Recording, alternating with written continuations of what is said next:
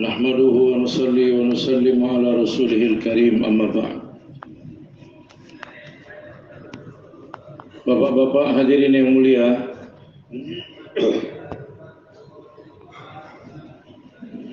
seharusnya setiap orang dari umat ini, laki-laki atau wanita, hendaknya mengetahui untuk selamat tidak cukup dengan iman dan amal soleh saja. Setiap orang dari umat ini hendaknya mengetahui untuk selamatnya seseorang maka tidak cukup hanya dengan iman dan amal soleh, tetapi Allah Subhanahu wa taala janji untuk keselamatan dan terselamat daripada azab, kerugian. Memberitahu ada 4 asbabnya, bukan 2. Asbab untuk keselamatan dalam 4 perkara, bukan 2 perkara.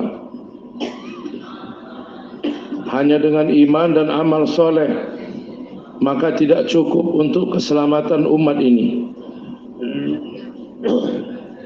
Hari ini orang-orang memahami beriman untuk dirinya sendiri dan mengerjakan amal soleh maka cukup untuk keselamatan saya.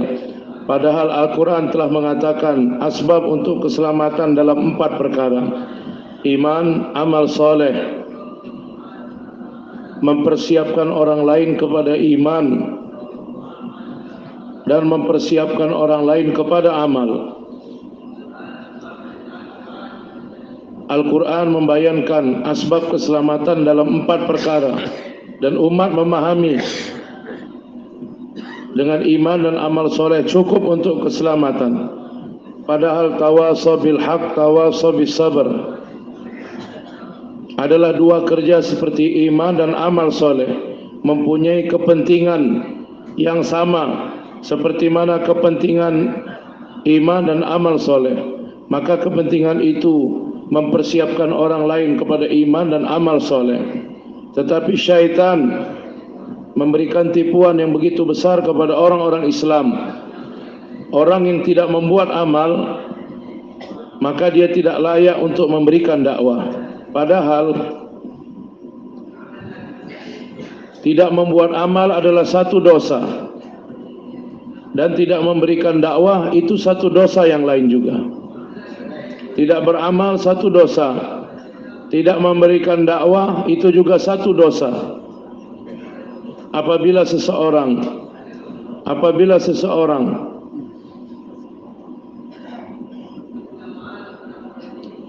karena dia tidak mengerjakan solat, dia tidak menyiapkan orang lain untuk mengerjakan solat.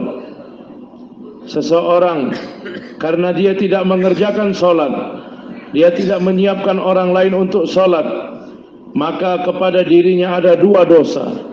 Yang pertama, dosa meninggalkan solat. Yang kedua, dosa meninggalkan karena tidak mengajak orang untuk solat. Apabila seseorang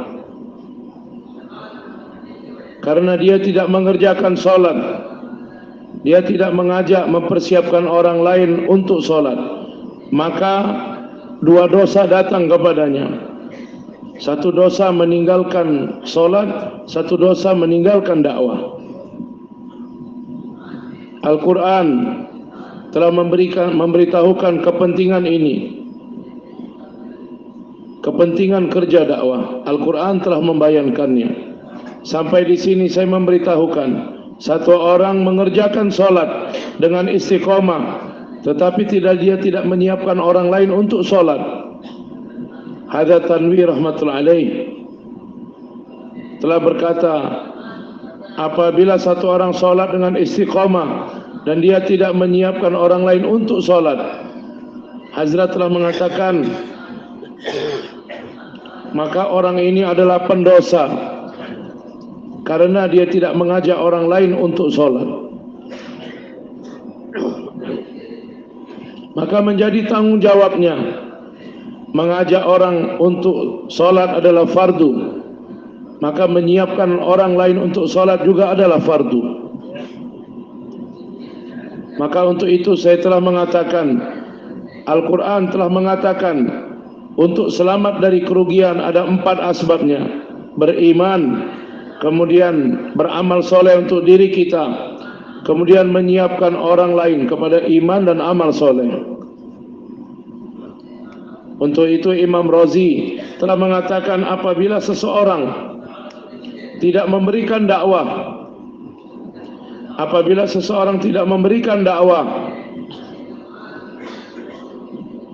maka lebih besar dosanya daripada dia meninggalkan solat. Maka bapak-bapak yang mulia, kepada umat ini wazifah, yaitu dakwah, yang mana tanpa dakwah maka pertolongan Allah Ta'ala yang gaib tidak akan datang, dan umat Islam tidak akan istiqomah dalam agamanya.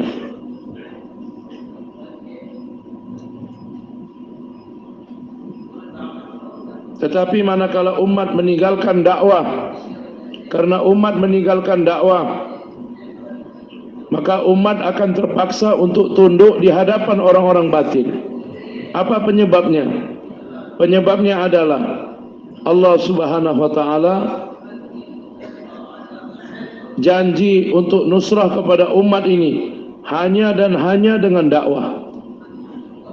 Janji untuk nusrah kepada umat ini hanya dan hanya dengan dakwah. Dengan jelas di dalam Al-Quran, in tansurullah yansurkum wa yuthabbit aqdamakum. Jika kamu berada di dalam dakwah agama, saya menyampaikan perkara yang begitu penting, karena berapa banyak pun bentuk nusrah,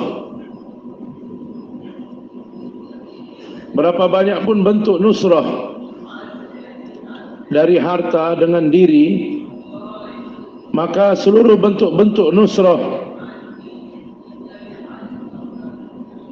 hanya untuk menunaikan hajat keperluan manusia, tetapi membantu agama, yaitu mempersiapkan orang-orang Islam kepada amalan agama. Inilah membantu agama. Dan janji dari Allah Subhanahu wa Ta'ala kepada orang-orang yang membantu agama, in tansurullah yansurkum wa yuthabbit aqdamakum. Apabila kamu membantu agama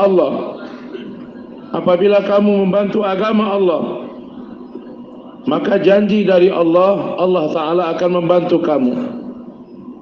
Kemudian janji yang kedua, wa yuthabbit aqdamakum.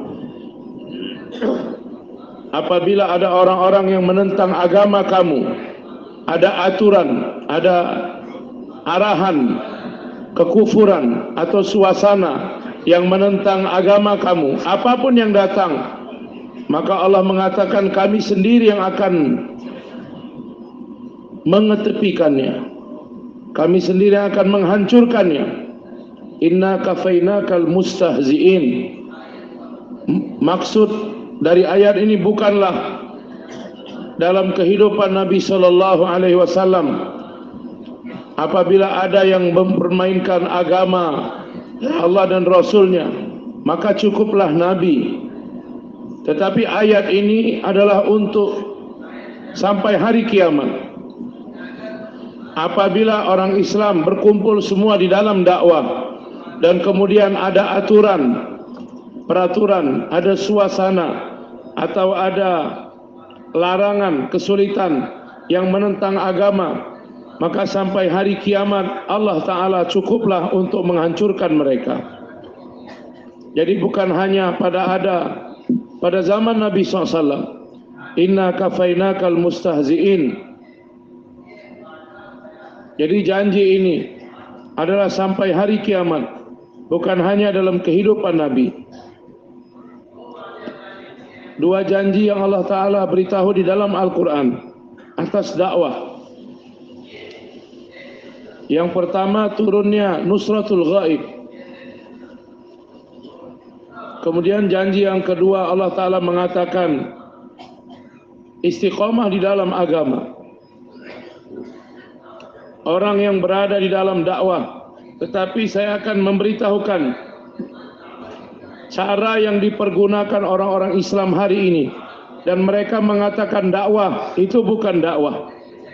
Dakwah adalah hanya cara yang telah dibuat oleh Nabi sallallahu alaihi wasallam. Apabila dibawa cara-cara yang baru, maka itu bukan dakwah. Tidak akan mendatangkan pertolongan gaib dan tidak akan membuat istiqamah dalam agama. Di dalam dakwah harus dengan cara tarikah yang ditunjukkan oleh Nabi sallallahu alaihi wasallam. Seperti mana satu orang menjaga dalam solatnya mengikuti cara Nabi, maka seperti itu dalam dakwah juga harus mengikuti tarikah cara Nabi sallallahu alaihi wasallam. Apabila umat berkumpul dengan cara tersebut, seperti mana cara yang ditunjukkan oleh Nabi, maka kepada mereka ada dua janji. Yang pertama, aku akan membantu kamu. Kemudian yang kedua, aku akan meneguhkan kaki kamu di dalam agama. Kamu akan istiqomah dalam agama. Untuk itu saya memberitahukan pertolongan gaib yang telah datang kepada para anbiya alaihi wassalatu wassalam, dan pertolongan gaib yang datang kepada para sahabat. Maka syarat yang pertama adalah dakwah ilallah. Boleh takror, Pak.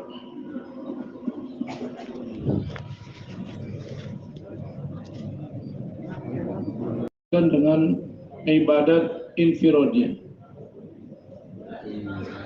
karena ibadat infiradi ibadat dapat menzahirkan kekeramatan, karena Allah Ta'ala ikram kepada hambanya. Tetapi nusrah secara istimai 100% orang-orang Islam secara seluruh alam akan mengalahkan batil. Itu dikatakan dengan istimai nusrah. Apabila kita memperhatikan sirah, maka kita hanya mendapatkan hanya di dalam kerja dakwah.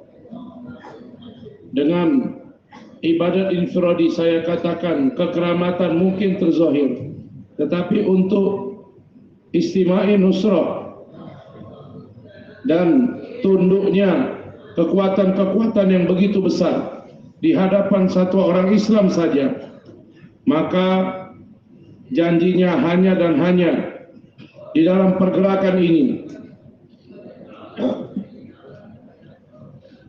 ummah dakwat dan umat ijabat. Maka usaha untuk membawa umat ini demi Allah, maka ini menjadi sebab dengan dakwahnya satu orang Islam.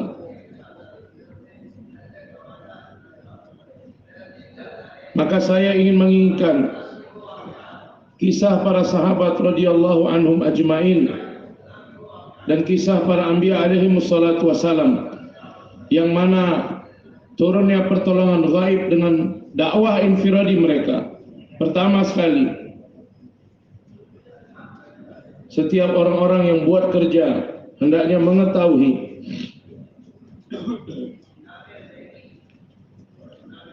ada namanya nizamul ghaib dan ada nizam zahir. Nizam benda-benda dan nizam dari langit. Aturan dari benda-benda dan aturan dari langit. Maka untuk menundukkan aturan-aturan ini kepada orang-orang Islam dengan syarat menggabungkan dakwah dengan ibadah.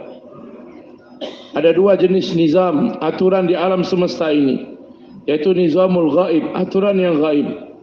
Malaikat, kemudian gempa, angin kencang. Ada nizam zahiri, aturan yang nampak, yaitu kekuatan-kekuatan asbab yang ada di tangan manusia. Maka untuk menundukkan kedua kekuatan ini kepada orang-orang Islam, maka di dalam Quran dan hadis dan kisah para sahabat, maka disyaratkan dengan dua perkara. Malfuzat Maulana Ilyas kerja ini adalah cara menundukkan seluruh alam. Saya harus mengatakan perkara ini karena begitu banyak lapisan umat, bahkan kebanyakan umat, mereka mengatakan Ini peraturan pemerintah, kita bisa buat apa? Apakah itu aturan menutup hijab, memakai hijab, aturan untuk sholat, aturan perintah menghindarkan diri dari riba? Maka satu bahagian dalam agama apabila kita melihat orang Islam mengatakan kalau peraturan cocok maka kita dapat buat amal. Tetapi kalau peraturan melarang, bagaimana kita akan mengerjakannya? Kita tidak akan mengerjakannya. Untuk menjalankan agama, maka tidak cukup dengan memberikan hujjah. Apabila kita tidak memberikan dakwah, maka tidak cukup hujjah yang akan kita berikan. Pertolongan yang gaib daripada Allah. Nizamul gaib, aturan yang gaib, aturan dari langit, aturan yang zahir, aturan benda-benda, asbab-asbab. Apabila satu orang Islam menginginkan untuk mengerjakan satu amal, maka seluruh nizam, aturan akan mengikut dia dan berkhidmat kepadanya. Hendaknya kita mengetahui orang-orang Islam adalah makhdum yang dikhidmati, dan seluruh alam semesta dan seluruh kaum di alam semesta selain orang Islam adalah khadim, pelayan kepada orang-orang Islam. Hari ini orang-orang berbicara manusia yang berkhidmat, saya katakan malaikat pun akan berkhidmat. Malaikat pun menjadi khadim. Malaikat berkhidmat kepada orang-orang beriman, tetapi dengan syarat apabila kamu dalam dakwah, maka seluruh aturan akan mengikuti kamu. Dalam Malfuzat, Maulana Ilyas menggabungkan dakwah dan ibadah akan menundukkan seluruh aturan-aturan di alam semesta ini. Apabila kita memperhatikan Yusha' bin Nun, dia telah membawa jemaahnya dan keluar. Pertama sekali, jemaah ditaskil dengan beberapa syarat. Yusha' bin Nun mengatakan, bersama saya orang-orang yang akan berangkat, yang mana dia hanya berfikir untuk dakwah. Dia tidak memikirkan takaza fitrah dirinya. Ini menjadi syarat kepada saya untuk orang yang keluar bersama saya. Orang yang akan berangkat bersama saya. Orang yang tidak dapat berangkat apabila dia sudah membangun rumah tetapi atapnya belum dipasang, sudah menikah tapi belum bercampur, mempunyai hewan unta yang hamil tapi belum melahirkan, maka orang seperti ini tidak dapat berangkat bersama saya karena fikirannya akan terbelah kepada takaza fitrah, keperluan dia. Maka kita menginginkan amla, yang mana amla tersebut masa keluar dia tidak memikirkan apa-apa kecuali fikir dakwah saja. Apabila jemaah ini bergerak untuk dakwah ilallah dan mereka telah berhadapan dengan orang-orang yang tidak menginginkan agama,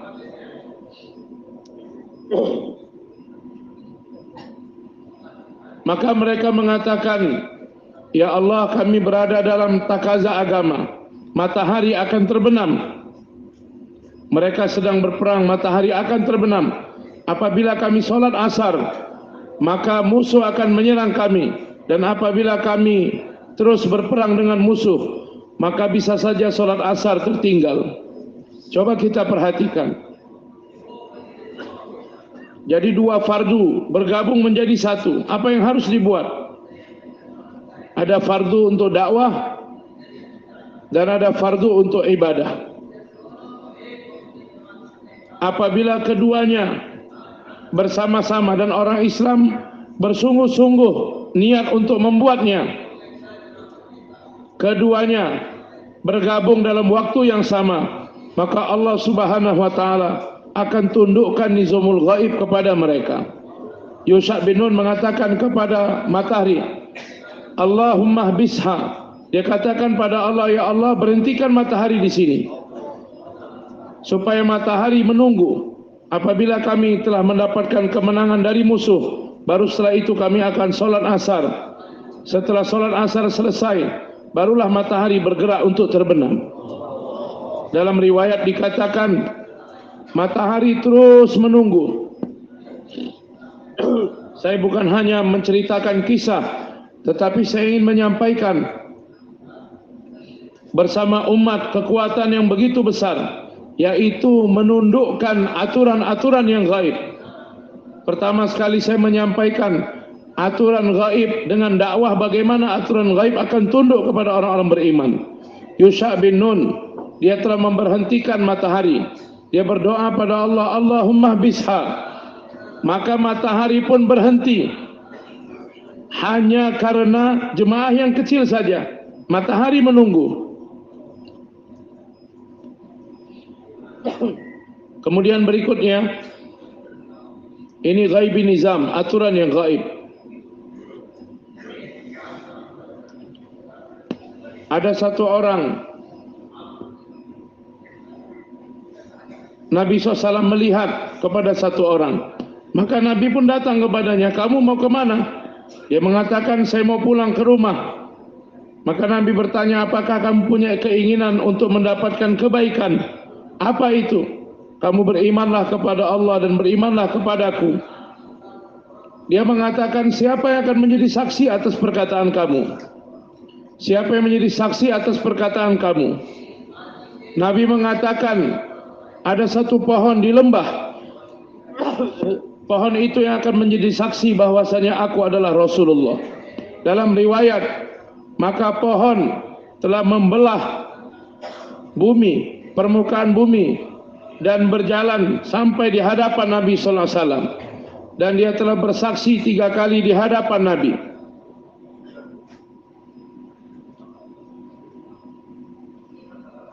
Tiga kali memberikan kesaksian.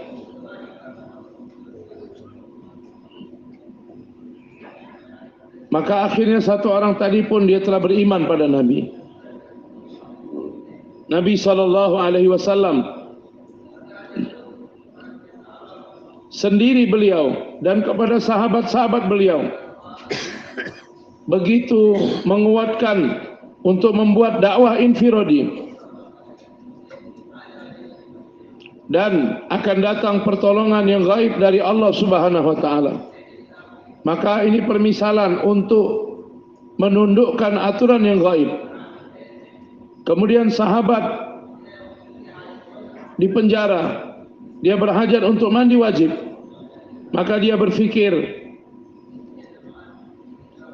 bagaimanapun caranya aku harus mengerjakan solat. Dan untuk solat aku harus mandi, memerlukan air. Tetapi sipir penjara mengatakan tidak, air hanya untuk diminum saja. Air minum saja. Saya harus mandi. Dia mengatakan tidak ada air untuk mandi. Maka dia memutuskan 2 hari aku akan tidak minum. Walaupun aku tidak minum tidak apa, tetapi aku tidak bisa tidak mengerjakan solat. Aku harus mengerjakan solat. Untuk itu air minum 2 hari berikan kepadaku. Tidak apa aku tidak minum, tetapi harus mengerjakan solat.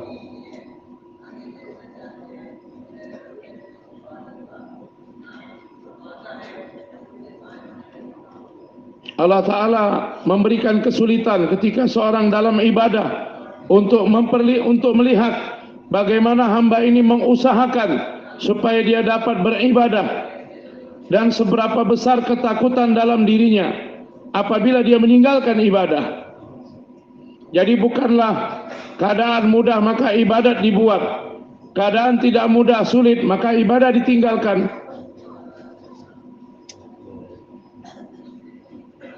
Jadi untuk melihat talab hambanya. Jadi air didapat hanya untuk minum saja. Tetapi dia telah membuat keputusan, aku siap untuk haus dalam 2 hari, tapi aku harus mandi. Maka Allah Ta'ala telah melihat hambaku untuk salat. Dia siap untuk tidak minum 2 hari. Berikan air minum 2 hari kepadaku. Dia mengatakan tidak. Air hari ini didapatkan, air untuk besok akan didapatkan. Hendaknya kita mengetahui dengan niat dia seperti ini, maka dari langit awan telah turun masuk ke dalam penjara dan menurunkan air hujan. Dia mandi dengan air hujan yang diturunkan awan. Jadi bagaimana nizamul ghaib akan tabi' mengikut kepada orang-orang yang buat dakwah. Untuk itu hadirin yang mulia, perkara yang asal yang saya sampaikan, apabila ada aturan pemerintah kerajaan,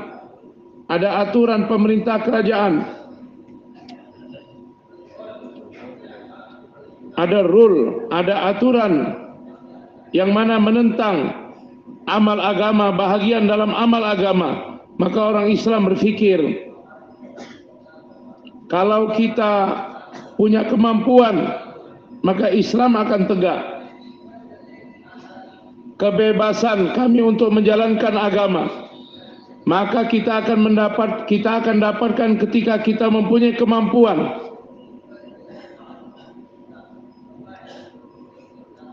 Kalau satu orang dia tidak mempunyai keinginan untuk menjalankan agama, maka Allah Ta'ala tidak akan berikan kemampuan dia untuk amalkan agama.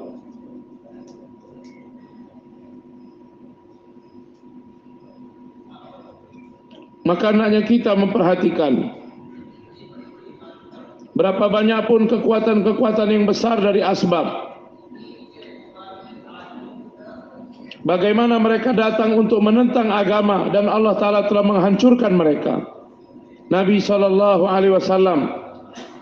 kepada setiap orang telah digerakkan oleh Nabi SAW untuk menyampaikan agama kepada setiap manusia. Tanpa kita sendiri yang bergerak untuk menyampaikan dakwah, maka hujjah tidak akan sempurna, tanggung jawab tidak akan sempurna. Nabi SAW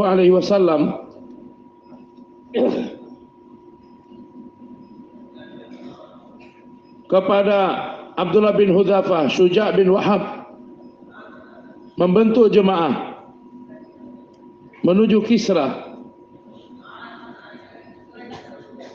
Dihantar menuju Kisra, dan kita akan mendapatkan dalam riwayat jemaah sahabat, mereka tidak mengatakan kami dari Indonesia, dari Bangladesh, dari Pakistan, tidak.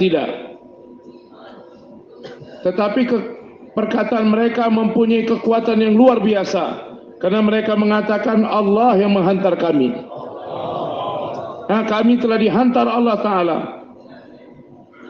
Kami ingin mengeluarkan kamu semua dari aturan dunia dan membawa kepada aturan agama.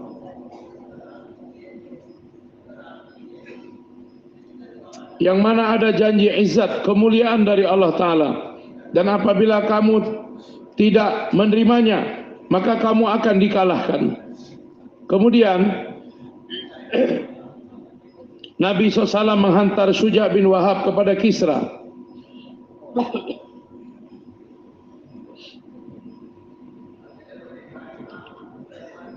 Maka raja-raja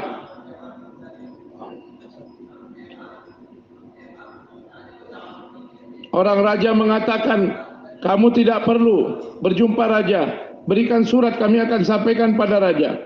Sahabat mengatakan tidak, kami sendiri akan memberikan dakwah. Jadi berapa banyak surat kabar dan perantara-perantara, alat-alat untuk menyebarkan yang sedang bergerak di dunia ini. Demi Allah saya sampaikan, kemudian demi Allah saya sampaikan, maka tidak akan dapat menyempurnakan tanggung jawab untuk menyebarkan agama ini. Apabila ada alat-alat yang begitu tinggi dapat menyempurnakan solat kita, yang mana tidak mungkin menggantikan diri kita, maka demi Allah tidak akan ada alat untuk menyempurnakan tanggung jawab ini apabila digantikan dengan benda-benda alat-alat yang lain. Jelas saya mengatakan, pertolongan Allah Ta'ala berhenti kepada umat ini, karena mereka telah merusak cara dakwah, mereka telah mengganti cara dakwah. Apabila kita mengganti cara solat, maka kesan solat kita tidak akan dapatkan. Kemudian obat yang diberikan dokter, apabila kita tidak mempergunakan mengikut arahan dokter, dokter mengatakan kamu buat ini, mudah-mudahan kamu mendapatkan kesehatan. Kalaulah cara di dunia yang biasa-biasa saja, kalau kita tukar caranya, kita tidak akan mendapatkan manfaat. Jadi bagaimana satu kerja yang besar, yaitu kerja dakwah, kita tukar caranya, maka akan mendatangkan nusratullah. Syuja' bin Wahab mengatakan tidak, aku sendiri yang akan membawa surat ini. Maka raja telah membaca surat dan mengoyaknya. Maka Syuja' bin Wahab pun telah kembali. Kalau dia telah menolak dakwah, maka Allah Ta'ala sendiri yang akan membinasakannya. Maka Syuja' bin Wahab pun kembali. Dia mengatakan, ya Rasulullah, aku telah menyampaikan pesan engkau. Pesan engkau aku telah sampaikan kepada raja. Tetapi raja berfikir, orang yang telah menulis surat ini, mengapa nama dia ditulis dahulu, baru setelah itu namaku? Maka aku harus menangkap dia. Tetapi bagaimana kekuatan yang ada bersama raja? Maka Kisra Bazan, gubernur di Yaman, di bawah pemerintahan Kisra, maka dihantar 2 orang oleh Bazan dari Yaman untuk menangkap Nabi. Jadi 2 orang dihantar oleh Bazan untuk menangkap Nabi SAW. Maka Nabi SAW, nizamud dakwah beliau begitu berbeda. Demi Allah saya mengatakan, orang-orang Islam hari ini tidak berfikir untuk orang-orang kita sendiri, yang mana Nabi SAW memikirkan untuk orang-orang di luar Islam. Jadi pemikiran Nabi SAW kepada orang-orang di luar Islam, mereka datang untuk memata-matai Nabi, agent, mata-mata.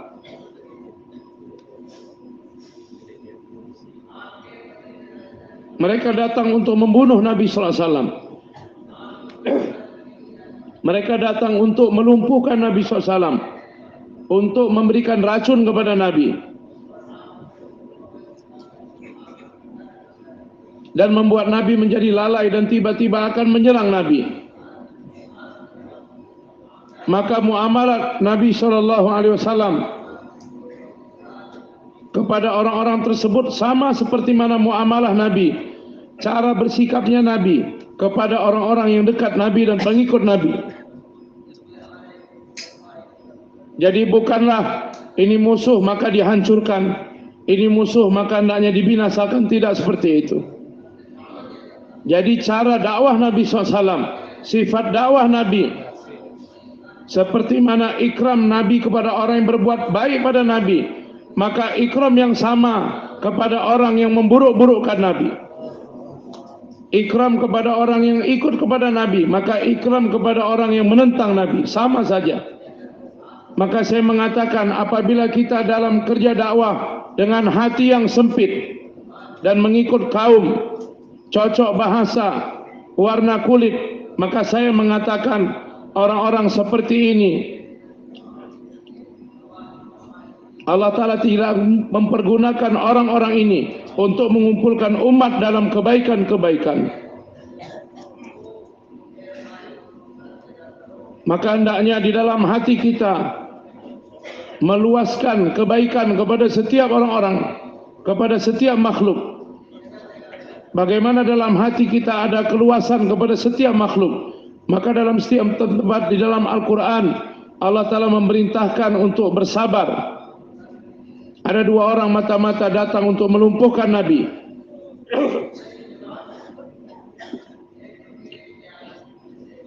Ada Umair bin Wahab,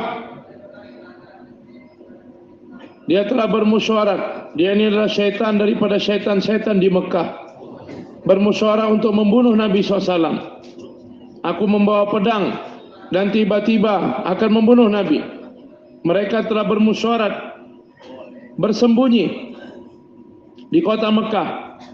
musyawarah yang tertutup, Kisra dan Kaisar. Orang-orang yang khusus mereka telah datang untuk memata-matai Nabi sallallahu alaihi wasallam. Dan Nabi SAW mengetahui dari wahyu mengapa ini datang, mengapa dia datang, mengapa dia datang. Maka Nabi SAW kepada orang yang datang tersebut, Nabi akan ikram kepada mereka. Yang mana orang-orang yang datang sebagai musuh, tetapi dia pulang kembali sebagai teman pembantu Nabi sallallahu alaihi wasallam.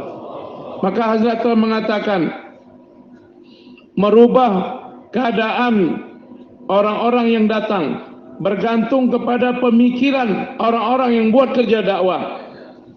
Jadi berubahnya keadaan orang-orang yang datang bergantung kepada pemikiran orang-orang yang buat kerja. Apabila pemikiran mereka mengikut kaum, mengikut bahasa, mengikut warna kulit, maka orang yang datang akan bertambah buruk. Tetapi apabila pemikiran seorang dai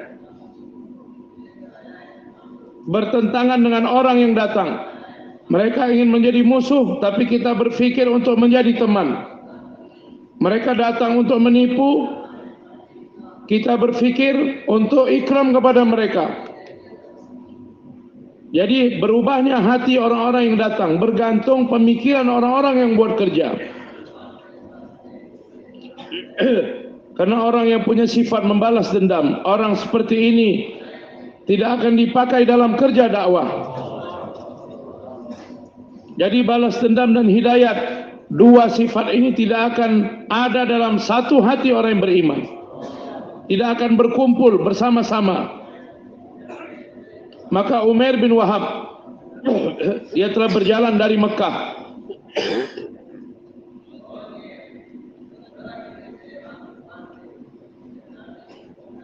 Dan dia mengatakan, begitu aku sampai di depan Muhammad sallallahu alaihi wasallam, maka aku akan langsung membunuhnya. Maka dia pun telah pergi dari sana.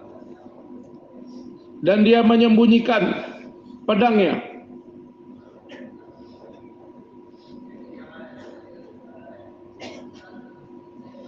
Kalau dia datang untuk membunuh Nabi, maka kita akan ikram dia. Ada orang yang ingin menyelamatkan nyawa, kami juga ikram. Ada orang yang ingin mengambil nyawa, ikram juga perintahnya. Maka Umar melihat mata Umair bin Wahab. Umar sudah mengetahui ini niat dia tidak baik. Maka Umar langsung memegang kerah bajunya. Dan Umar mengatakan, hendaklah kamu duduk di sekitar Nabi, orang-orang Ansor. Jangan biarkan dia duduk di dekat Nabi. Karena tiba-tiba dia bisa membunuh Nabi. Maka Umar telah memegang kerah baju Umair. Nabi mengatakan, lepaskan dia. Mengapa kamu pegang kerah bajunya? Nabi mengatakan, datanglah, datanglah. Bagaimana kamu datang? Kemudian sahabat disuruh mundur dan duduk di hadapan Nabi. Satu orang membawa pedang datang dari Mekah untuk membunuh Nabi. Nabi SAW menundukkan dia di depan. Untuk keperluan apa kamu datang? Saya datang untuk membebaskan saudara saya. Nabi katakan, Umair, jujurlah. Untuk apa kamu datang? Betul, aku ingin mengambil saudaraku. Nabi mengatakan, wahai Umair, apa yang kamu musyawarahkan di Mekah? Kamu duduk bersama si fulan. Kemudian kamu telah membawa pedang. Maka langsung Umair bin Wahab mengucap 2 kalimat syahadat dan masuk dalam Islam. Benarlah engkau Rasulullah. Saya ingin menyampaikan, orang yang datang untuk membunuh Nabi SAW dan dia menenangkan orang-orang Mekah, sebentar lagi berita gembira akan sampai kepada kamu. Tetapi setelah dia datang, maka dia menjadi pengikut Nabi SAW. Dan Umair bin Wahab mengatakan, berapa banyak pun yang engkau katakan dan aku telah ingkari, maka mulai hari ini apapun yang kamu katakan aku akan membenarkannya. Jadi berapa banyak pun kekuatan-kekuatan asbab untuk mengkosongkan kekuatan tersebut, Dan untuk menundukkan kekuatan tersebut hanya bergantung dengan kerja dakwah. Maka orang-orang Mekah menunggu Umar bin Wahab. Tapi Umar bin Wahab telah masuk dalam Islam.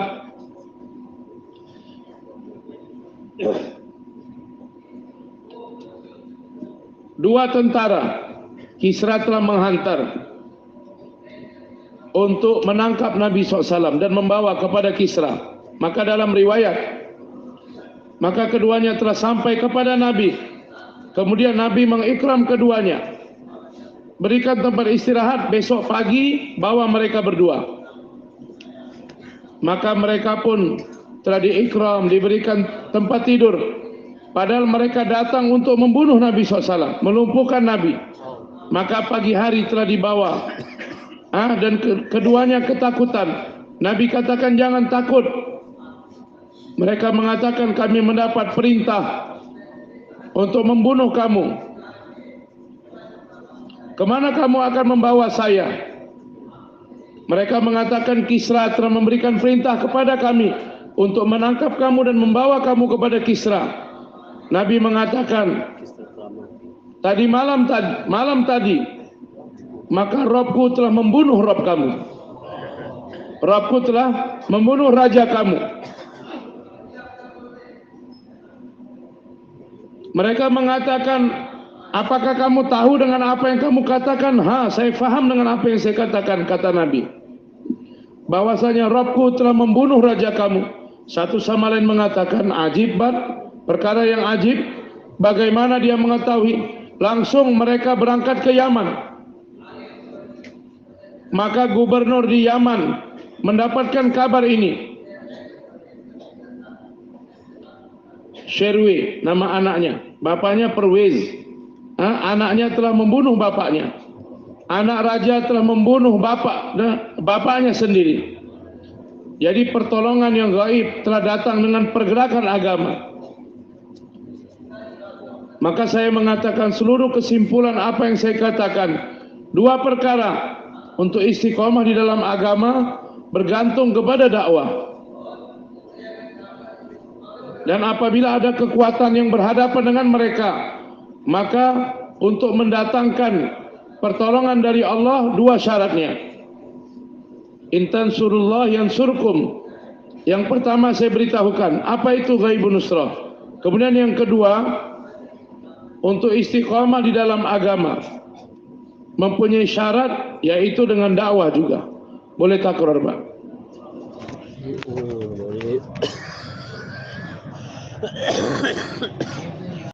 Pertolongan yang gaib kepada agama. Kemudian yang kedua, untuk istiqomah di dalam agama. Pertanyaan pertama, apa itu istiqomah? Istiqomah adalah mengamalkan agama secara sempurna. Mengamalkan sebahagian agama itu bukan istiqomah. Kita menjaga sholat dengan benar dan meninggalkan zakat, atau menjaga zakat tidak berhaji. Kita haji tapi tidak berpuasa. Begitu juga perintah-perintah dalam muasyarat. Kita menjaga amalan fardu tapi tidak menjaga amalan sunnah. Ciri-ciri muasyarat kita, apabila tidak mengikut sunnah, maka agama kamu tidak sempurna. Istiqamat bukanlah nama bertahan di dalam satu amal saja, tetapi istiqamah adalah nama mengamalkan agama secara sempurna. Allah berfirman, wa an ya'buduni hadza siratul mustaqim. Siratul mustaqim yaitu bagaimana kita taat kepada Allah Subhanahu wa taala dengan sempurna. Jadi menunaikan keperluan itu diatur di dalam Islam. Yang mana tanpa menunaikan keperluan dengan cara Islam, maka Islam tidak akan sempurna. Jadi istiqomah adalah mengamalkan agama secara sempurna. Mengapa orang Islam tidak mendapatkan istiqomah? Ada yang mengatakan terpaksa karena suasana tidak mendukung. Ada yang mengatakan karena peraturan. Kita menginginkan untuk menjalankan agama, tetapi karena peraturan tidak mungkin. Demi Allah saya mengatakan orang yang tidak buat dakwah, kemudian dia mengatakan saya terpaksa karena peraturan, maka keuzuran seperti ini tidak akan diterima Allah Subhanahu wa taala. Buka telinga kita dengar apa yang saya katakan. Apabila orang Islam karena adanya peraturan atau suasana terjadi kesusahan dia mengamalkan agama, maka dia tidak dianggap sebagai orang yang uzur sehingga dia memberikan dakwah.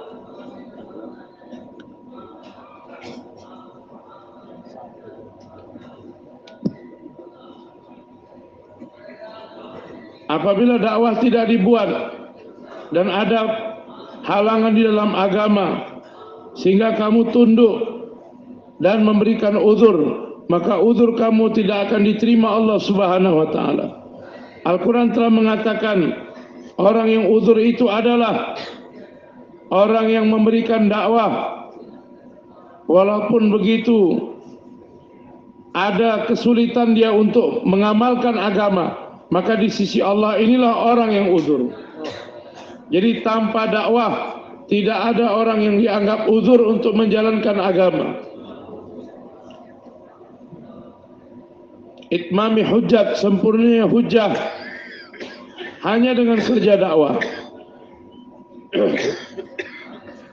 Wa idh qalat ummatun minhum lima ta'iduna qauman illahu muhlikuhum aw mu'adzibuhum 'adzaban syadida qalu ma'dziratan ila rabbikum.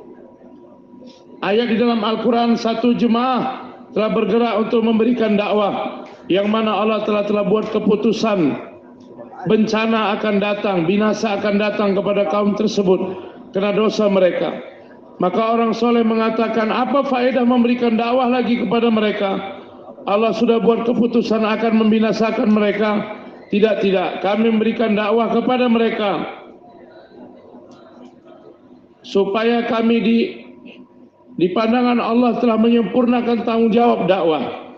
Dan yang kedua, kami berharap mereka akan menjadi orang yang bertakwa. Jadi perkara yang begitu mendasar, tanpa memberikan dakwah maka tidak mungkin satu orang istiqamah di dalam agama. Karena di dalam Al-Quran Allah Ta'ala berfirman, apabila kamu di dalam dakwah agama, maka kami akan meneguhkan kaki-kaki kamu. Apabila kamu berada dalam dakwah, maka Allah Subhanahu wa taala akan membantu kamu. Wa yuthabbit aqdamakum, dan kami akan meneguhkan kaki kamu di depan musuh-musuh kamu. Apabila satu orang, Abdullah bin Hudzafah, kemudian seluruh kerajaan Rom, karena orang-orang Islam untuk mengeluarkan orang-orang Islam dari agama mereka, maka ditawarkan dua perkara. Yang pertama supaya tamat dengan harta dan jabatan. Kemudian yang kedua, kalau tidak mau taat juga,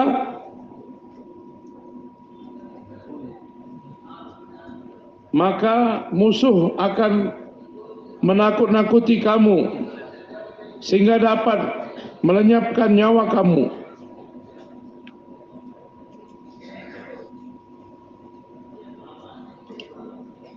Apakah kamu taat dan kamu tinggalkan kerja? Tapi kalau kamu tidak mau taat, maka kami akan membunuh kamu. Kami akan membunuh kamu.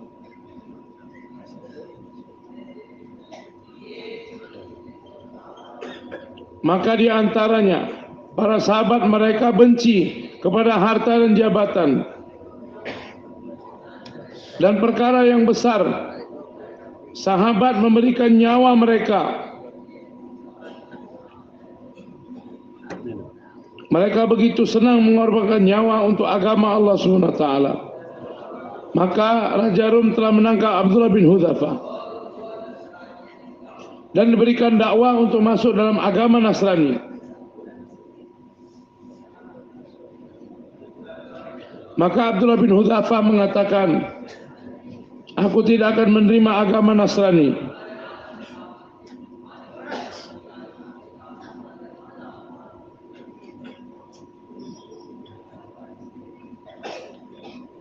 Kemudian ditawarkan benda-benda dunia, diberikan kerajaan, tanah, rumah, setengah kerajaan diberikan. Mengapa orang-orang batil meletakkan perkara ini di depan orang-orang beriman? Karena mereka mengetahui ini bukan orang-orang Islam yang biasa. Kerja yang sedang dia buat, apabila dia membuatnya, maka menjadi sebab untuk turunnya hidayah kepada seluruh manusia. Maka kepada orang seperti ini ditawarkan harta, ditawarkan jabatan, dan diberikan setengah kerajaan kepadanya. Dia mengetahui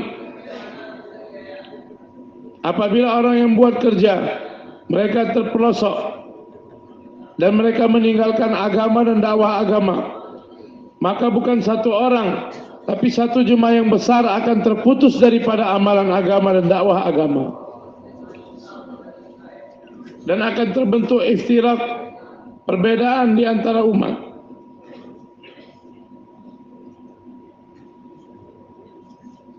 Maka akan mendapatkan dosa secara istimai apabila menjadi sebab terjadi perpecahan di tengah-tengah umat.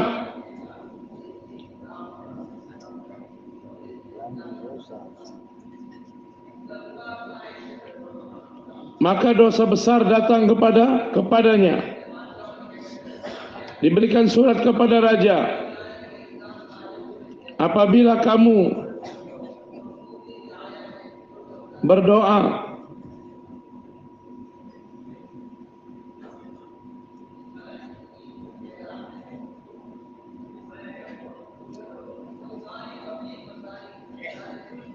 apabila kamu menerima tawaran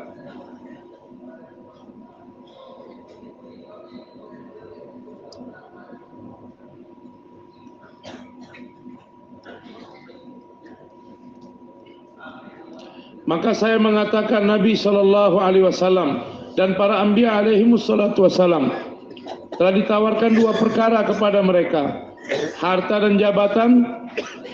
Kalau tidak juga, maka nyawa Nabi. Nabi akan dibunuh. Sebelum Nabi SAW, kepada nabi-nabi terdahulu juga ditawarkan untuk melihat ini Nabi atau tidak. Maka hari ini saya juga mengatakan sifat dai, mereka akan menolak harta dan pangkat jabatan.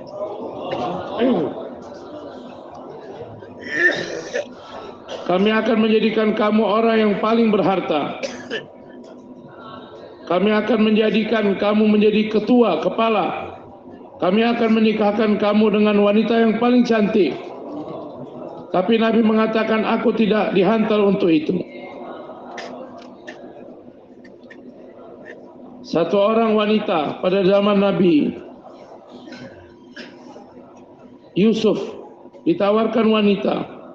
Nabi Yusuf menolaknya. Wanita kafir pun mengetahui siapa Nabi. Jadi menolak harta merupakan usul tabligh. Karena orang yang tidak menolak harta, maka bisa saja dia memberikan dirinya. Satu orang wanita kafir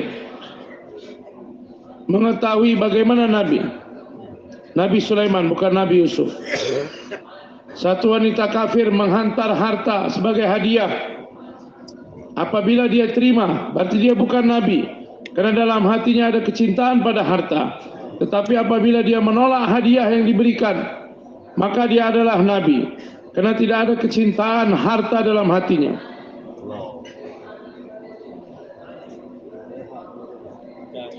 Jadi sifat daripada dai, kalau dia tolak harta berarti dia adalah dai. Dia benci kepada harta. Tetapi kalau dia menerima harta berarti dia ada kecintaan pada harta. Hari ini berapa banyak orang menjual agama adalah karena ingin mendapatkan harta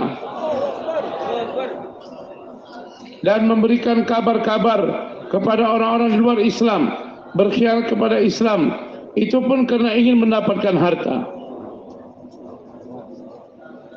Dengan jelas saya mengatakan, hanya satu saja pengobatannya, orang-orang Islam supaya datang kepada dakwah agama, sehingga menolak harta menjadi mudah. Abdullah bin Hudzafah radhiyallahu anhu telah ditawarkan harta. Ambillah harta ini. Dia mengatakan tidak. Kalau begitu kamu akan dibunuh. Tidak ada masalah. Nyawaku akan diterima di sisi Allah. Maka raja menjadi marah. Orang ini senang untuk dibunuh, tapi dia benci ketika diberikan harta. Apa yang harus saya buat? Jadi seluruh kerajaan menjadi gagal untuk menundukkan satu orang Islam meninggalkan agamanya. Seluruh kekuatan kerajaan menjadi gagal. Saya mengatakan inilah dakwah, pergerakan. Sehingga Allah Ta'ala telah membantu umat dengan dua perkara. Yang pertama dengan istiqamah, yang kedua dengan nusratul ghaib. Ada dua syarat, yang mana batil akan dikalahkan. Hari ini dua syarat orang Islam telah meninggalkannya. Yang pertama dakwah, yang kedua dalam setiap kerja, dalam setiap keperluan, dalam keadaan apapun orang Islam mengikuti sunnah Nabi SAW. Apabila orang Islam meninggalkan sunnah, mereka tidak mengamalkan sunnah dengan ciri-ciri mereka, maka orang-orang Islam mereka harus berjalan dengan tunduk di hadapan orang-orang batil. Dengan bersumpah saya mengatakan, walaupun itu negara-negara Islam, tetapi mereka akan tunduk kepada orang-orang batil. Yang pertama karena mereka meninggalkan sunnah, yang kedua karena mereka meninggalkan dakwah.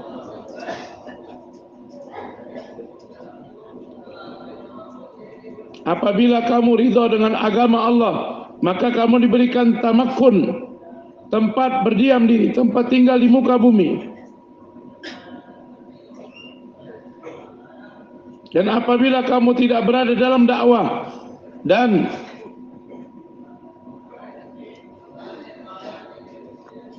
Allah Ta'ala telah berjanji, wa'adallahu alladhina amanu wa amilus salihan la istakhlifannahum kama istakhlafal ladhina min qablihim wa la yumakkinanna lahum.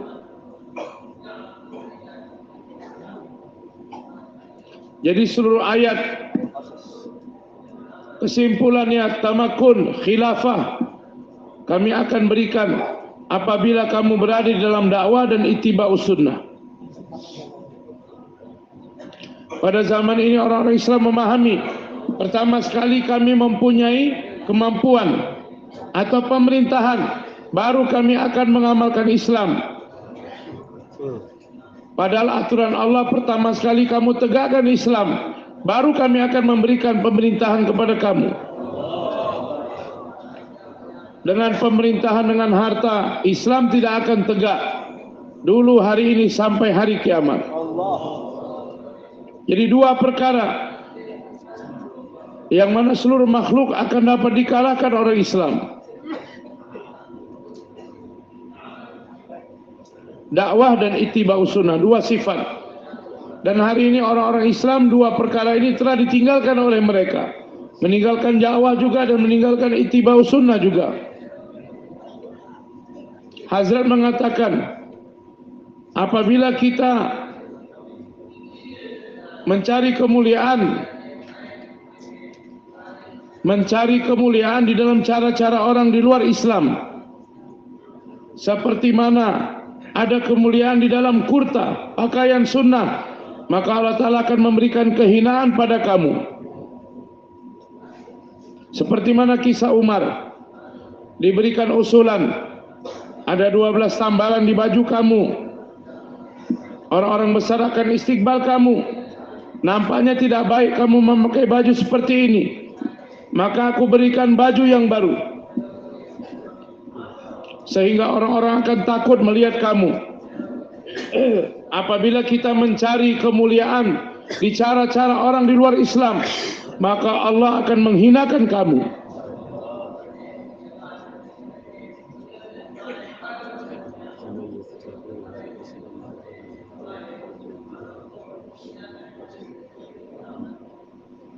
Umar radhiyallahu anhu telah menukar bajunya dan dia terasa bahwasanya cara ini cara orang-orang di luar Islam, maka Umar langsung mengganti kembali bajunya. Jadi dakwah merupakan syarat untuk datangnya pertolongan gaib, dan dakwah adalah syarat untuk istiqamah di dalam agama. Intan surullah yang surkum, yang pertama, wa itsabbit aqdamakum, ini syarat yang kedua. Boleh takror, Pak? Boleh takror, Pak. Rendah sehingga Nabi tidak memberikan dakwah kepada kita. Apabila di dalam kerja ini membuat kerja dengan dasar kaum,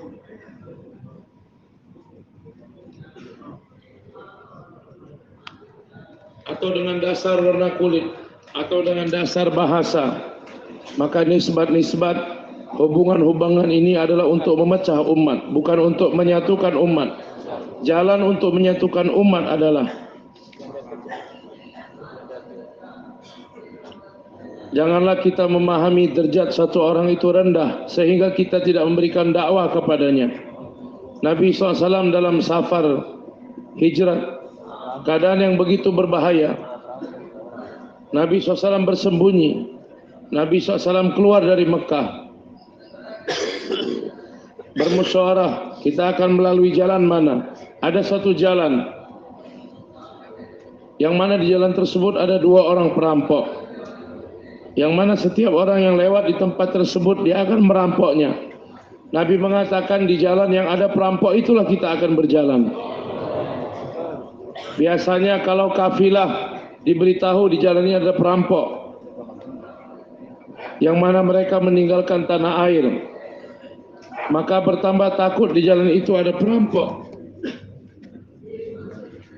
Tetapi hendaklah dalam pemikiran kita masuk jadi sifat daripada seorang dai,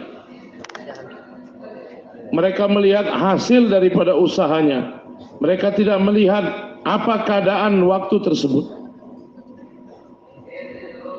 Jadi orang-orang tidak akan dapat buat kerja yang mana dia melihat keadaan-keadaan yang datang dan ikhtilaf yang terjadi, maka dia meninggalkan kerja dakwah. Kalau keadaan sudah baik, ikhtilaf sudah selesai, baru kami buat kerja.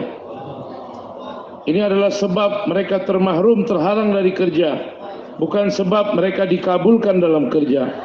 Jadi pandangan dai bukan dengan keadaan pada waktu tersebut, tetapi pandangan dai adalah ke ujung, apa hasil yang akan didapatkan. Ini pandangan seorang dai. Saya memberikan permisalan.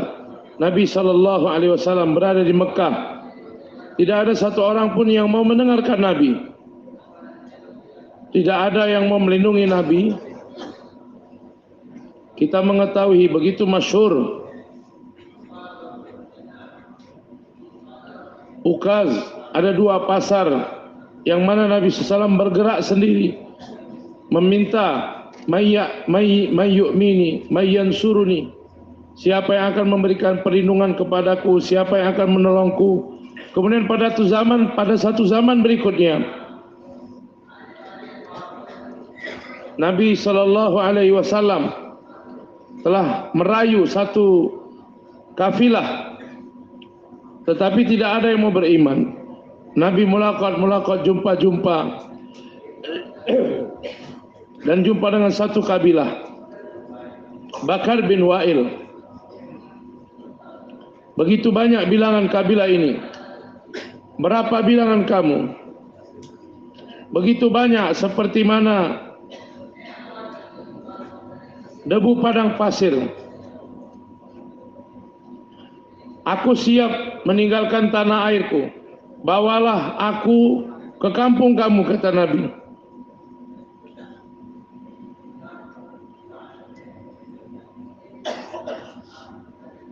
Ketika Nabi buat dakwah, maka di belakang Abu Lahab telah mengikuti Nabi dan mengatakan ini orang pembohong, ini orang pembohong. Bakar bin Wa'il telah mengatakan, apabila mendengar perkataan Nabi, kami tidak dapat membawa kamu. Penyebabnya adalah kami berada di bawah kekuasaan Farsi, dan Farsi adalah raja yang begitu zalim. Dia tidak akan menerima keuzuran. Kalau kami membawa kamu, maka mereka tidak akan mengampuni kamu. Maka kami takut kepada Farsi. Apa yang dikatakan Nabi kepada Bakar bin Wa'il? Wahai Bakar bin Wa'il, saya mengatakan kepada kamu, apabila pada waktu ini mengucapkan 33 kali subhanallah, 33 kali alhamdulillah, 34 kali Allahu Akbar, maka wanita-wanita Farsi akan berada di tempat-tempat tidur kamu, berkhidmat kepada kamu, dan anak-anak muda Farsi menjadi hamba sahaya kamu. Jadi 3 tasbihat 100 kali. Hari ini orang-orang Islam selesai sholat pun tidak menjaganya. Padahal waktu itu Nabi SAW memberitahu amalan tasbihat ini 100 kali kepada Bakar bin Wa'il, yang mana waktu itu tidak ada orang yang membantu Nabi. Di mana Faris, Bakar bin Wa'il, dia tidak bersedia untuk membawa Nabi bersamanya. Ucapkan 33 kali tasbih, subhanallah, alhamdulillah, Allahu Akbar. Nabi mengatakan wanita-wanita Farsi akan berada di tempat-tempat tidur kamu, berkhidmat kepada kamu. Nabi tidak melihat bagaimana keadaan sekarang, bagaimana keadaan saya. Kemudian lihat bagaimana berikutnya. Nabi SAW keluar dari Mekah untuk selama-lamanya. Nabi tidak berfikir akan kembali lagi.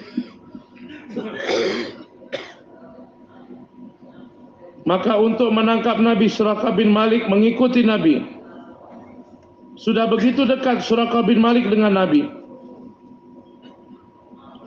Nabi mengatakan, wahai Suraqah, agama yang aku bawa ini, apabila agama ini kamu bawa, maka hari ini aku katakan, pada waktu ini aku telah keluar dari Makkatul Mukarramah karena kesusahan yang kamu berikan. Maka aku katakan, agama yang aku bawa ini, maka bawalah agama ini dalam kehidupan kamu, sehingga nanti gelang yang dipakai Raja Kisra akan dipakaikan di tangan kamu. Satu orang menyelamatkan nyawanya, kemudian sembunyi-sembunyi keluar dari Mekah. Tetapi pandangannya di mana? Kemana pandangan Nabi? Pandangan Nabi yang akan terjadi pada zaman kekhalifahan Umar. Selesai zaman Nabi, selesai zaman Abu Bakar, Suraqah bin Malik radhiyallahu anhu duduk di hadapan Umar. Kemudian diletakkan satu kotak di hadapan Umar. Kemudian ada perhiasan, baju-baju dibawa di hadapan Umar. Maka Umar pun mencari-cari dan mengeluarkan gelang dan diberikan kepada Suraqah. Wahai Suraqah, inilah gelang yang telah dijanjikan Nabi kepada kamu, yang mana kamu telah keluar dari Mekah dijanjikan 100 ekor unta untuk membunuh Nabi SAW, membawa hidup-hidup atau dalam keadaan mati. Maka pandangan seorang dai adalah kepada hasil, natijah. Mereka tidak melihat keadaan mereka. Mereka akan melihat apa janji Allah Ta'ala atas kerja yang saya buat. Inilah yang ingin saya katakan. Keadaan, mahol, suasana. Tetapi seorang dai melihat hasil yang berikutnya. Bagaimanapun waktu tersebut keadaan begitu buruk, maka Nabi SAW mengambil jalan yang ada perampok di dalamnya. Mengapa Nabi berjalan yang ada perampok? Karena Nabi ingin memberikan dakwah kepada perampok. Satu orang meletakkan dirinya dalam bahaya, untuk memberikan dakwah pada perampok, tetapi janji daripada Allah, baligh ma unzila ilaika min rabbik wa illam taf'al fama ballaghta risalatah wallahu ya'simuka minan nas.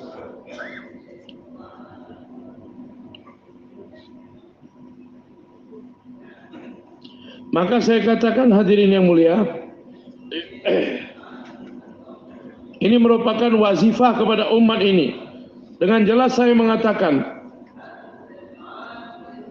menjadi tanggung jawab kepada setiap orang Islam, laki-laki ataupun perempuan, maka fardu ain memberikan dakwah.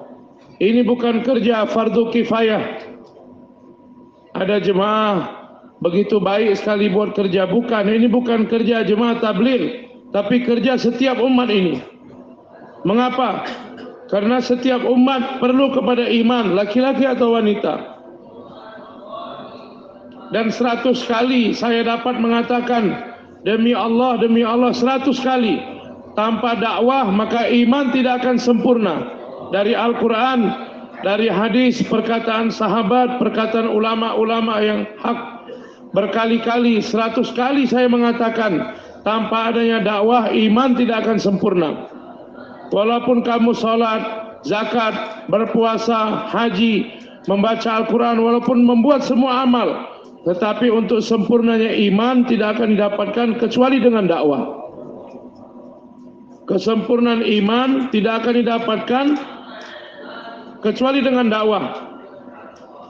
Hari ini kita menentang perkataan ini karena kita tidak mengetahui hakikatnya. Coba kita turun ke bawah. Al-Quran jelas mengatakan untuk iman billah maka 2 syarat sebelumnya, amar bil ma'ruf dan nahi anil munkar. Dan ingatlah, amar bil ma'ruf nahi anil munkar hanya dengan satu bentuk, yaitu kita sendiri yang terjun di dalam medan dakwah. Walaupun ulama yang sibuk dalam tadris, ta'lim wa ta'allum, atau memberikan nasihat, atau dalam khutbah dan bayanat, atau di masjid-masjid mengajar tafsir, atau di dalam jaulah, saya katakan hanya dengan mempergunakan diri kita, inilah untuk menyempurnakan iman, untuk buat amar bil ma'ruf nahi anil munkar. Kalau dengan kitab, dengan tulisan-tulisan, kita tidak mempergunakan tubuh kita untuk buat amar bil ma'ruf nahi anil munkar, maka tanggung jawab belum disempurnakan. Amar bil ma'ruf kita mempergunakan diri kita sendiri. Apabila ulama melalui khatibnya, melalui nasihatnya, dan mudarrisin melalui tadrisnya,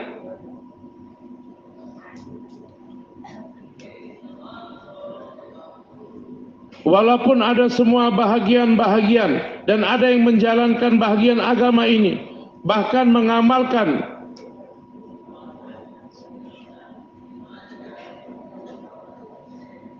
Mu'az bin Jabal, Sayyidul Ulama, Mufti, dia telah pergi ke pasar dan buat jaulah. Dia mengatakan, aku membuat ini untuk menyempurnakan imanku. Imam Bukhari rahmatullahi alaih, untuk meningkatkan iman dan meletakkan dalilnya, yaitu amalan Mu'adz bin Jabal radhiyallahu anhu, untuk memahamkan kepada kita, mempersiapkan orang dalam iman dan amal adalah sebab untuk meningkatkan iman.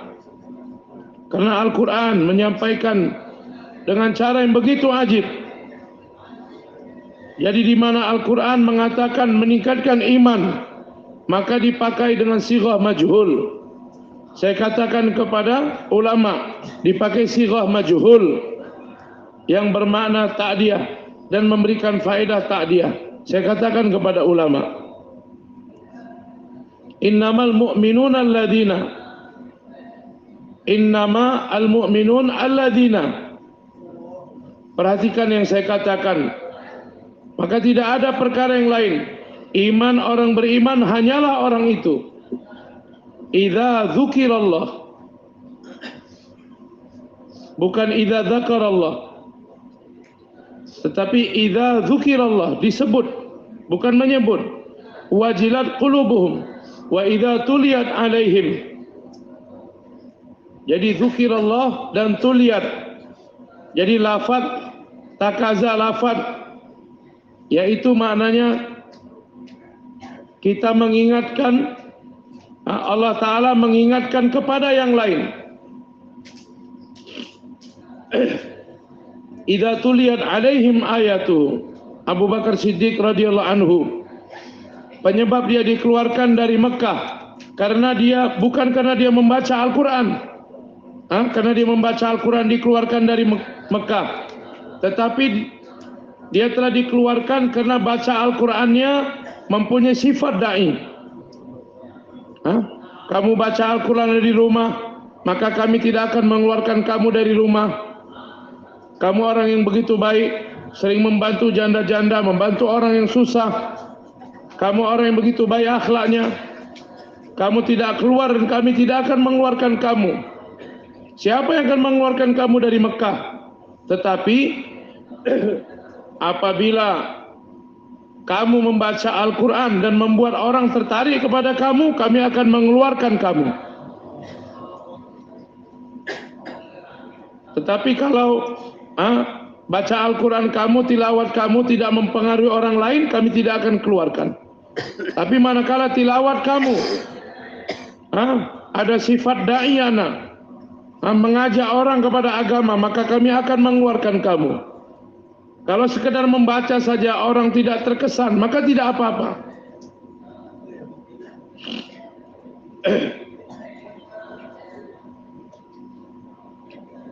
Dengarkan apa yang saya sampaikan. Perhatikan, saya katakan kepada alim ulama untuk supaya mendapatkan keamanan. Maka Abu Bakar tidak membaca Al-Quran untuk dirinya sendiri.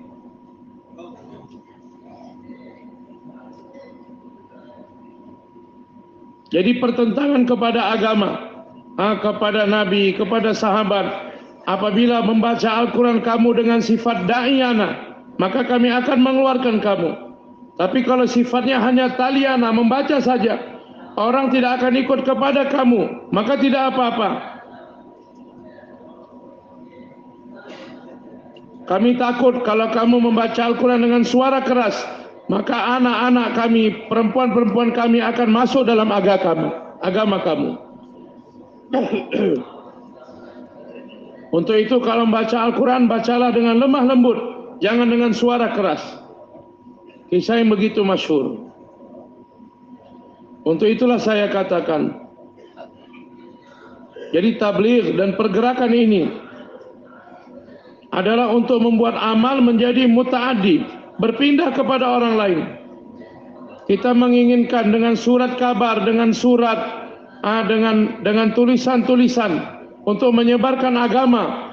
Allah Ta'ala tidak jadikan untuk berpindahnya agama, berpindahnya amal dengan alat-alat, dengan kertas atau dengan surat kabar.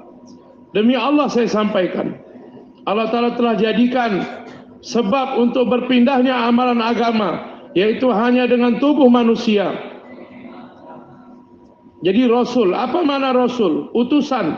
Utusan ini yang berangkat sendiri untuk menyampaikan agama. Bukan dengan kitab, bukan dengan tulisan, bukan. Karena yang menjadi muallim adalah Nabi, menjadi murabbi adalah Nabi. Bukan kitab menjadi murabbi, bukan kitab menjadi muallim. Makanya saya katakan untuk dua kerja pergerakan. Yang pertama untuk menyempurnakan iman, yang mana dengan amar bil ma'ruf nahi anil munkar, membawa dalam praktek amalan. Ta'muruna bil ma'ruf wa tanhauna 'anil munkar wa tu'minuna billah. Setelah amar bil ma'ruf nahi anil munkar baru iman kepada Allah. Kemudian yang kedua, apabila kita berada dalam suasana yang lalai dan kita ingin mengubah, maka mengubahnya bukan dengan platform, bukan dengan kitab, bukan dengan surat kabar, bukan dengan mobile, bukan dengan alat-alat. hanya dan hanya diri kita sendiri bergerak di tengah-tengah suasana yang lalai tersebut, barulah kita dapat mengubahnya. Berapa banyak pemerintah kerajaan yang besar menjadi tunduk dan istiqomah didapat oleh umat ini. Dari awal saya bayan atas perkara ini. Apabila kita menginginkan istiqomah seperti mana para sahabat, maka bawalah cara dakwah yang dibuat oleh para sahabat. Apabila kita menginginkan musuh takut, ra'ab, masuknya rasa takut kepada sahabat dalam hati musuh, maka buatlah dakwah dengan cara sahabat. Kalau dengan alat-alat kita pergunakan, maka itu menjadi bermain-main dalam agama, tapi tidak mungkin wujudnya agama. Jadi juhud adalah mempergunakan tubuh kita sendiri, mempergunakan alat-alat, bukanlah untuk mewujudkan agama. Beliau mengatakan orang-orang jahil yang mana mereka mempergunakan alat-alat ini untuk menyebarkan agama. Dimanapun Nabi menghantar jemaah, maka Nabi membentuk jemaah para sahabat dan bergerak. Tetapi pada zaman ini orang-orang begitu dungu dan begitu bodoh mempergunakan alat-alat untuk menyebarkan agama, sehingga orang mengatakan apa perlunya orang-orang beriman bergerak menyebarkan agama. Pada zaman dulu orang kafir bertanya, kenapa kalian bergerak? Zaman dulu. Pada zaman dahulu orang musyrik mengatakan, mengapa kalian bergerak? Tapi hari ini orang Islam yang bertanya, mengapa kalian bergerak? Maka hadirin yang mulia, masukkan ke dalam hati kita amar bil ma'ruf nahi anil munkar. Tanpa amar bil ma'ruf nahi anil munkar, iman tidak akan sempurna. Dan untuk menyempurnakan fardu ini tidak akan mungkin kecuali kita mempergunakan tubuh kita. Jadi bentuk madrasah, bentuk maktab, bentuk masjid memberikan nasihat, bentuk jaulah, inilah cara di dalam penyebaran agama. Apabila kita berfikir kita tulis-tulis kemudian dibagi-bagi, ini hanya pemberitahuan, ilmu perintah dan larangan, tetapi bukan dakwah. Tapi dakwah adalah mempersiapkan orang. Dakwah adalah mempersiapkan orang pada amal agama, dan mempersiapkan hanya kita dapatkan apabila kita bergerak sendiri jumpa dengan manusia. Maka mujahadah hanyalah sifat manusia. Benda-benda, alat-alat tidak mempunyai sifat mujahadah. Ini bertentangan dengan fitrah, bertentangan dengan sunnah, dan akal tidak akan dapat menerima selain manusia mempunyai sifat mujahadah.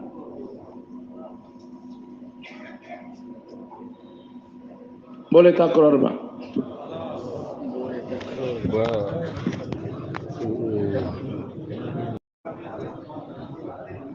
Maka agama akan tegak di dalamnya.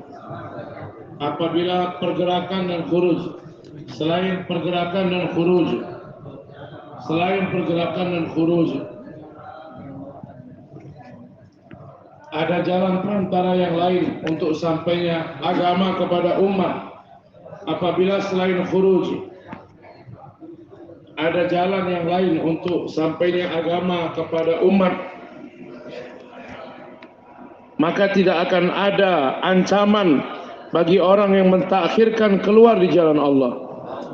Dan Nabi SAW marah kepada sahabat, memberhentikan untuk berbicara, memboikot sahabat.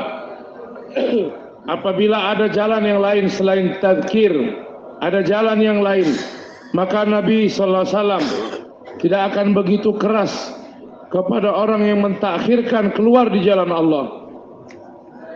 Hilal bin Malik, Hilal bin Umayyah, Ka'ab bin Malik, Murarah bin Rabi', 3 orang yang mendapat kemarahan daripada Nabi, dari Allah. Jadi seluruh kemarahan 50 hari 50 malam telah diboikot. Maksud yang sebenarnya adalah, mengapa kamu buat seperti ini? saya mengatakan malfuzat daripada Hazrat. Jadi seluruh apa yang dibuat tiga sahabat ini menjadi pelajaran kepada umat sampai hari kiamat. Apabila mentakhirkan keluar di jalan Allah Subhanahu wa taala menjadi sebab datangnya kemarahan dari Allah. Makanya saya mengatakan khuruj tahunan, nisab tahunan, apabila terjadi kekurangan, maka orang-orang yang buat kerja akan masuk di dalam fitnah, dan menghilangkan fitnah itu menjadi tidak mungkin. Maka dikatakan untuk keluar dari fitnah buat tiga kerja. Yang pertama bersama orang-orang umum. Jadi tidak ada bentuk yang lebih pas mengusahakan umum bersama orang-orang awam kecuali khuruj. Kemudian yang kedua bersama jemaah. Apabila kita keluar maka kita bersama jemaah. Apabila kita meninggalkan khuruj maka kehidupan kita individu, tidak istimai. Kemudian yang ketiga, apabila kamu mau terhindar dari fitnah maka hendaklah kamu berada di masjid. Maknanya buat amalan masjid. Tidak ada waktu yang lebih lama seseorang berada di masjid kecuali dia keluar 4 bulan di jalan Allah. Itulah waktu yang terlama dia berada di masjid. Kalau berada di rumah 15 jam, 16 jam berada di toko, bukan di masjid. Jadi bersama orang awam, bersama jemaah, dan selalu berada di masjid. Tiga perkara ini mungkin akan kita dapatkan kalau kita luangkan waktu kita dari dunia untuk keluar di jalan Allah Subhanahu wa taala. Jadi manakala sahabat ada kesalahan dalam khuruj, maka Allah Ta'ala marah kepada mereka. Abu Ayyub setiap tahun keluar di jalan Allah. 1 tahun pun tidak pernah absen dari keluar. Hari ini orang mengatakan khuruj, apa hukumnya, fardu, wajib atau sunnah? Kalaulah ini tidak fardu, tidak mungkin datang ancaman daripada Allah kepada 3 orang sahabat yang mentakhirkan keluar di jalan Allah. Jadi mentakhirkan keluar di jalan Allah yang di dalamnya tidak disebutkan untuk berperang di jalan Allah, maka datang ancaman daripada Allah dan kemarahan dari Allah. Coba perhatikan, baca dengan betul-betul Al-Quran. Mentakhirkan keluar di jalan Allah, ada ancaman dari Allah. Maka jangan bawa ayat ini kepada peperangan, karena Nabi bukan diantar untuk berperang, tetapi untuk membujuk, membawa umat kepada agama. Inilah pergerakan kita, maksud pergerakan kita, bagaimana umat dapat diselamatkan dari jahanam. Maka dengan takkid saya mengatakan, apabila kita memperhatikan dengan benar, khuruj 1 tahun, Abu Ayyub 1 tahun tidak keluar karena amirnya adalah anak muda. Dia ini anak muda, saya ini orang lama, dan aku orang lebih tua. Mengapa aku akan ikut dalam keamirannya sebagai amir jemaah? Jadi was-was daripada syaitan ini dan pergerakan daripada syaitan untuk memberhentikan orang dari kerja, di tengah-tengah orang yang buat kerja, memunculkan pertanyaan-pertanyaan dalam hatinya, sehingga terjadi ikhtilaf, sehingga takaza menjadi sia-sia yang terjadi hari ini sekarang ini. Jadi 1 tahun Abu Ayyub tidak berangkat di jalan Allah hanya karena amir jemaah yaitu orang baru. Aku ini orang lama, dia orang baru, bagaimana aku bergabung dalam jemaahnya? Maka selama-lamanya sampai mati aku menyesal. Kenapa tahun itu aku tidak keluar di jalan Allah? Apa urusanku walaupun amirnya seorang anak muda? Kerjaku adalah harus keluar di jalan Allah Ta'ala. Siapapun imamnya, apakah orang muda, orang tua, yang penting saya harus mengerjakan sholat. Jadi tidak ada masalah siapa yang menjadi imam sholat, yang penting saya yang sholat. Jadi begitu juga, harusnya aku tidak melihat siapa amirnya, harusnya aku tetap keluar di jalan Allah Ta'ala.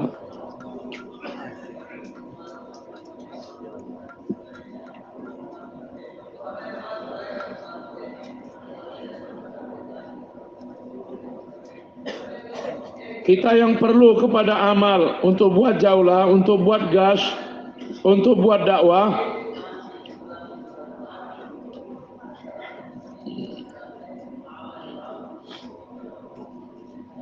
Maka dengan takkid saya mengatakan bagaimana seluruh majma' buat keputusan, jangan pernah kita melambat-lambatkan keluar di jalan Allah. Ini akan menyebabkan kemarahan Allah Ta'ala datang. Dan untuk menghindarkan diri dari kemarahan Allah ini, maka kita harus keluar di jalan Allah Subhanahu wa Ta'ala. Boleh takrar, Pak?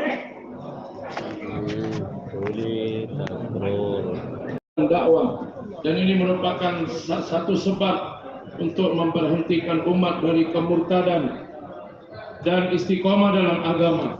Untuk itu kita buat keputusan sekurang-kurangnya 4 bulan setiap tahun. Kalau diberikan taufik, maka kita berniat untuk keluar 6 bulan setiap tahun, menjadikan bahagian dalam kehidupan kita. Jadi fitnah orang awam yaitu meninggalkan kerja dakwah, dan fitnah orang-orang yang buat kerja, mereka meninggalkan keluar di jalan Allah Subhanahu wa Ta'ala.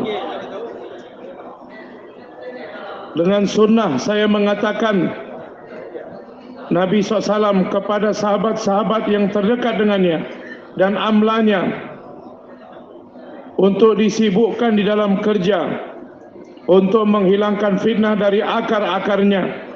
Tidak ada jalan keluar kecuali dengan khuruj. Untuk itu seluruh amla, seluruh majma', insyaallah kita keluar 4 bulan setiap tahun atau 6 bulan setiap tahun. Boleh takrar, takrar. Boleh takrar. Bersumpah 1/3 pun belum. Kalau kita melihat keadaan umat, 3% pun kerja belum ada sekarang ini, yang mana umat berjalan menuju kemurtadan. Hari ini kita melihat begitu banyaknya orang-orang yang hadir, pelajar-pelajar, orang-orang ahli zikir. Kita bergembira, padahal di luar sana begitu banyak umat yang begitu jauh daripada agama. Kita akan melihat umat yang mana mereka tidak dapat mengucapkan kalimah. Tidak terhitung umat yang mana kita telah dijadikan penanggung jawab untuk umat. Berapa banyak bilangan mereka.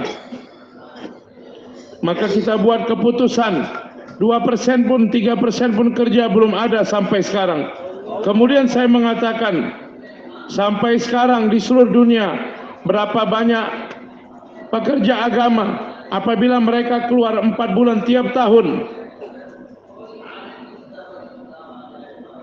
maka akan terjadi perubahan di seluruh alam. Maka barulah arah daripada umat yang bergerak dari jahanam menuju jannah datang kepada hidayah dari Allah. Kita jadikan kebiasaan dalam kehidupan kita untuk 4 bulan dan 6 bulan tiap tahun. Boleh takrar, Pak, takrar.